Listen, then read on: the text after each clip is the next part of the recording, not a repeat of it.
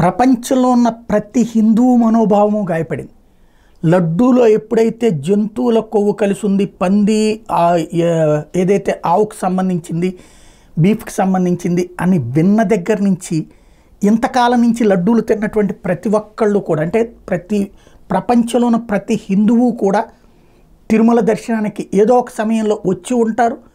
వాళ్ళు లడ్డు స్వీకరించి ఉంటారు. ఈ 5 ఏళ్లలో వచ్చినటువంటి ప్రతి ఒక్కళ్ళు కూడా ఇప్పుడు ఆందోళన, ఆవేదన, ఒక రకంగా చాలామందికి నిద్రలేని రాత్రులు గడిచిందంటే అర్థం చేసుకోవచ్చు ఎట్లాంటి పరిస్థితి ఉందో. ఇందులో ఒకటి, మొదట చంద్రబాబు గారు చెప్పినటువంటి జంతువుకి సంబంధించినటువంటి ఇదని చెప్పడం, ఆ తర్వాత వెజిటబుల్ ఫ్యాట్ అని చెప్పి ఏదైతే వనస్పతి అన్నప్పుడుతో కొంతవరకు కంట్రోల్లోకి వస్తే, ఆ తర్వాత ఎప్పుడైతే ఆనం వెంకటరమణారెడ్డి ఇచ్చినటువంటి స్టేట్మెంట్తో మొత్తం ప్రపంచం యావత్తు షేక్ అయిపోయిందని చెప్పాలి. ప్రపంచవ్యాప్తంగా ఉన్న ప్రతి హిందువు కూడా మనసు గాయపడింది.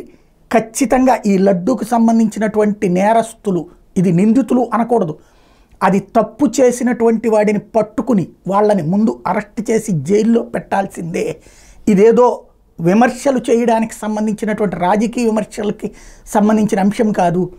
ఒక హిందూ సెంటిమెంట్, ప్రపంచవ్యాప్తంగా ఉన్నటువంటి కనీసం 150 కోట్ల మంది హిందువులు, టోటల్గా 200 కోట్లు అంటారు, 150 కోట్లు వేసుకుందాం, 150 కోట్ల హిందువుల యొక్క మనోభావం గాయపడినటువంటి సందర్భం.